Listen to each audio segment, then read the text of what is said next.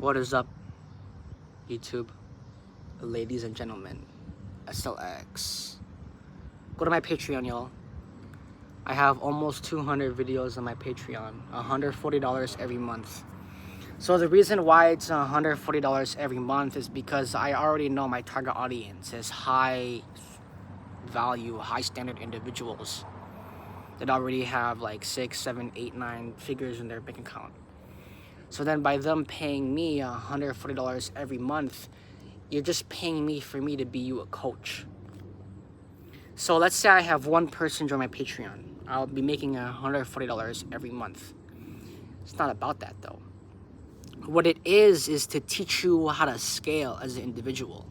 So by you paying me $140 every month, then you will then learn how to make $1,400 every month, $14,000 every month, $140 million every month, $140 billion every month, $140 trillion every month, $140 quadrillion every month, right? And just the freaking Fibonacci sequence, it just goes up and up and up and up. 28, 56, 112, 224. It just goes up and up and up. The Fibonacci sequence, right? 555, 1111, 4,444. Like the Fibonacci sequence, it just goes up and up and up and up. Here's the thing though, is what I'm learning on my entrepreneurial journey, my rap artist journey, my SLX aircrafts, my airplane brand journey, my SLX tattoos, my SLX jewelry, my SLX everything brand, my SLX exist. SLX exist. My existence brand. We sell existences. If you don't like your existence, just buy a new one. That simple. What I'm learning on this journey is the more money you spend, the more money you make. That's just it. And whatever law of attraction, vector of exchange of value, all this BS, all this bull crap or whatever, it's just simple fucking math. If you spend $10,000, you will make $100,000. If you spend $100,000, you will make $1 million. If you spend $10 million, you will make $1 billion. If you spend $1 billion, you will make $100 billion. It's just simple math. And that just comes with leverage and actually knowing what your investments are. What is the best investment is yourself. So all of the money I talk about, you're putting it back into your vessel. $10 billion just on how do I become more healthier? How do I biohack better? I hate the word biohack. How do I metamorphosis better? I hate the word metamorphosis. So the thing about that is all of the money that you're spending is to increase your capacity to earn. Let me say that again. All of the money that you spend is to increase the capacity that you can earn. Let me say that a few more times. All of the money that you lose is just gonna exponentially scale to the money that you gain. And here's the thing is, you can even buy worthless stuff, quote unquote.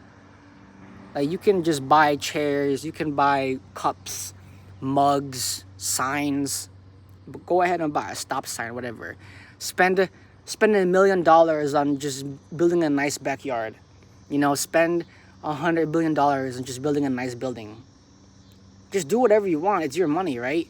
Here's the thing though, is because you spent that much money, you're gonna make that much money back and some.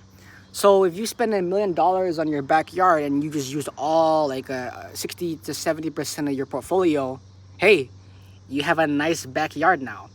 So then what you can do now is however you made that $1 million before, do the exact same thing but better, because now you have a better backyard.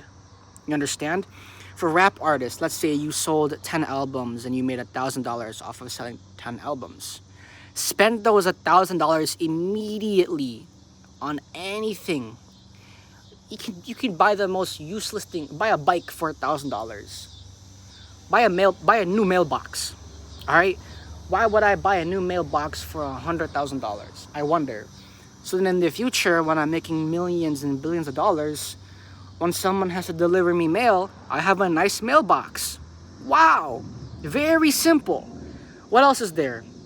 Maybe just a t-shirt. Like maybe I'll spend $2,000 on a t-shirt. Why?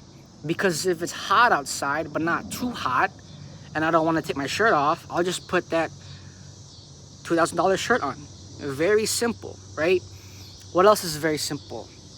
Let's say I spend $1 million on a pair of shoes. Why would you spend $1 million on a pair of shoes? So I can have shoes that go on my feet. So when I walk around and explore the world, I have like support and I have nice shoes on my feet. Very simple. What else is a quote unquote useless purchase? Like, yeah, what else is there? Like a whole tree. I'll buy a tree for $100,000 and plant it in my yard. Why would I buy a tree for $100,000 to put in my backyard? So I can have oxygen to breathe. Very simple. You guys need to understand that money, it's just a vector of exchange of value. So what I can explain to y'all is this. Don't save your money. Spend it immediately. And obviously there's the idea of, what about mortgage? What about revenue? What about business plan? What about all this other stuff? That is the matrix mindset. The matrix mindset is your mindset is, oh, you gotta do this. I gotta pay rent. I gotta pay the mortgage. I have to pay for health insurance. I have to pay whatever. But here's the thing though, is if you're alive, it's fine. You understand what I'm saying? If you're alive, it's fine. Everything will sort itself out. You know what I'm saying? So if that's the case, then to take yourself out of the matrix, I'm about to explain y'all something crazy.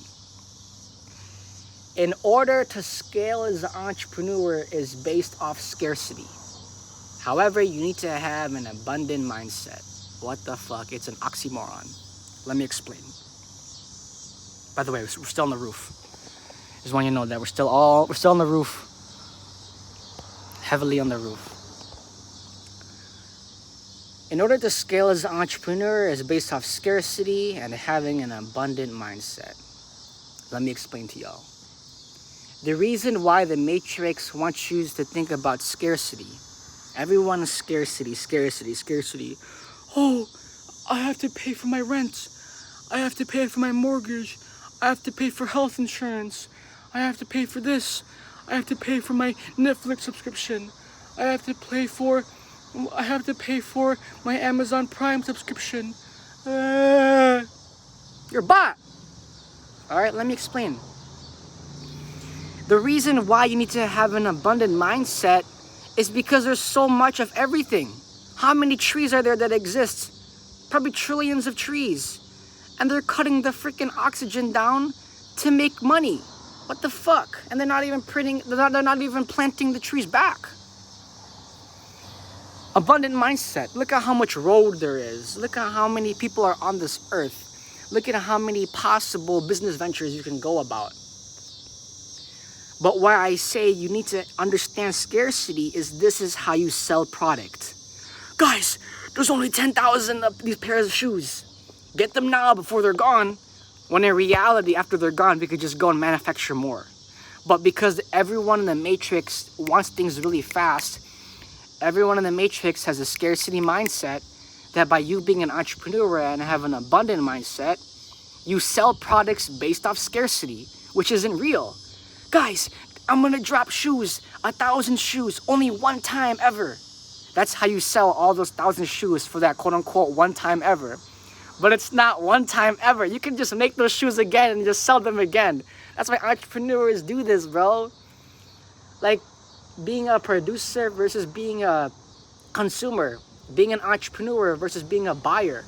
All entrepreneurs are buyers. All that we're doing is just flipping the price. I'm buying something for $1,000, rechanging it, reformatting it, and then selling it for $100,000. That's what entrepreneurs do. And in terms of creation, right, 369, the numbers of creation, this is where rap artists are changing the game, right? Peep game.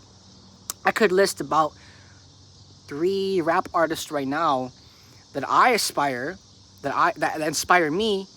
And the thing is, their music is actually good. What is their message? And the things like that. You need to understand that with these rap artists and their message and their music, it's only like 1 out of 9 that make it.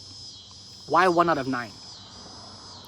1/9, right? 369 are the numbers of creation. So if 1 out of 9 rap artists actually make it, think about how many rap artists there are in the world.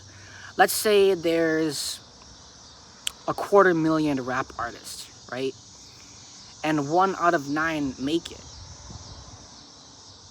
That's still a lot of people. And why is it so rare? It's because rap artists are rare. I'm not sure exactly what it is, why people stray away from rap, why people don't have a passion for it, but it's rare. Rap artists are a rare freaking breed. Y'all need to understand that. So this is why being a rap artist, you almost by default are gonna make money. Almost by default, you're gonna be successful. Almost by default, the things that you aspire, being on stage, changing people's lives with your music, that stuff is just gonna happen by default because rap is such a rare breed. And people think, oh, there's so many rappers nowadays. SoundCloud rappers, Spotify rappers, online streamer rappers. It's so saturated. It's so saturated. No one raps.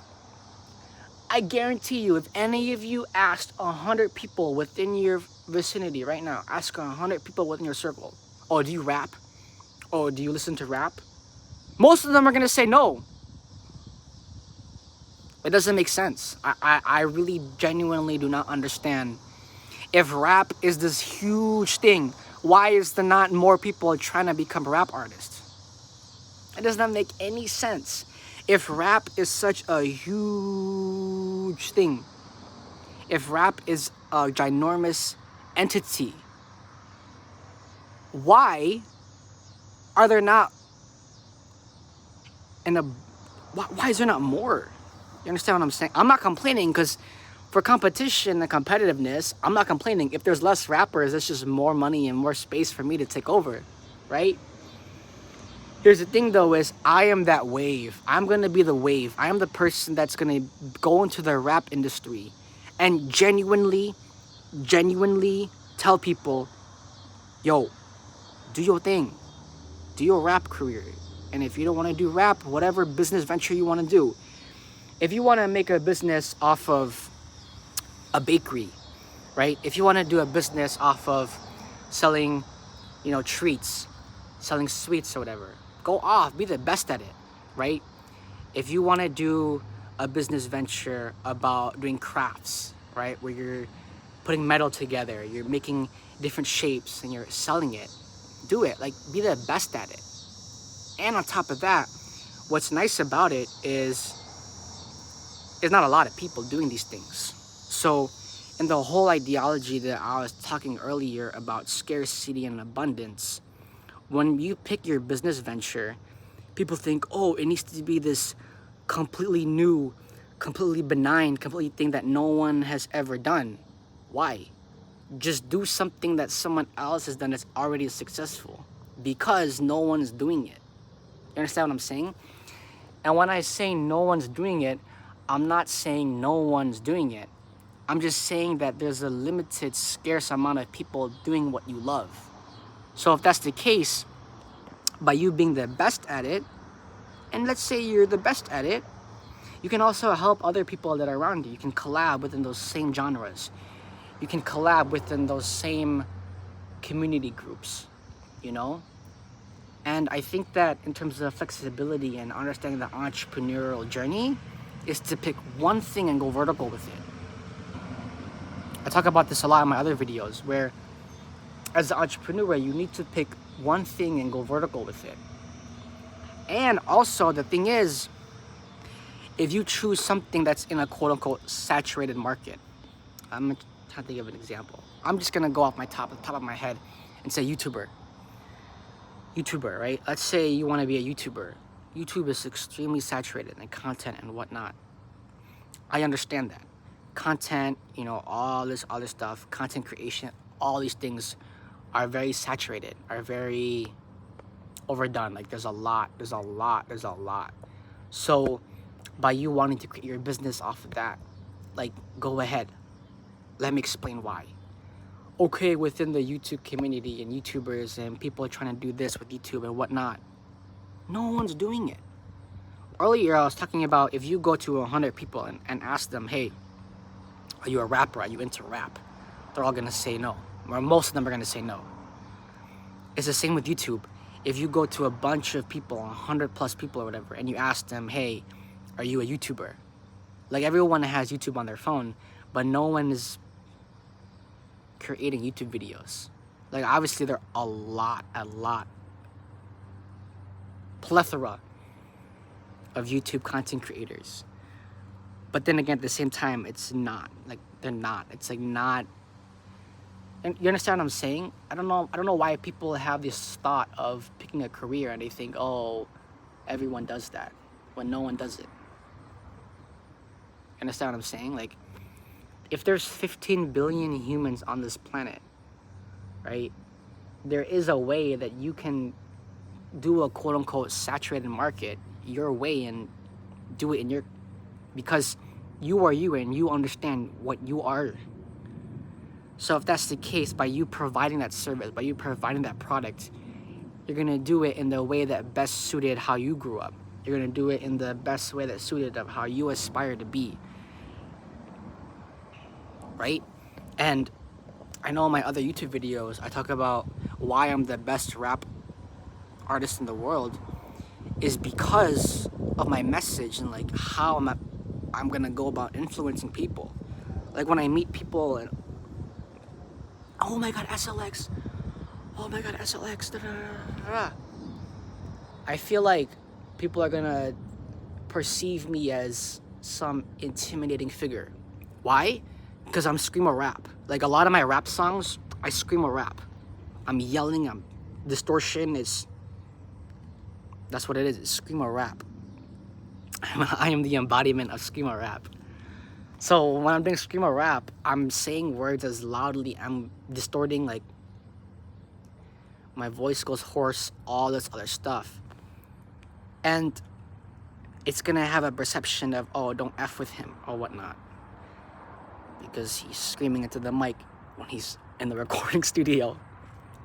But then when y'all meet me, it's like, what the fuck is this guy? He's the most chill person ever. That's because I put all my aggression onto the screamo rap. Why would I ever be aggressive with anyone if I could just be aggressive with the song, you know? So, everyone, this is SLX.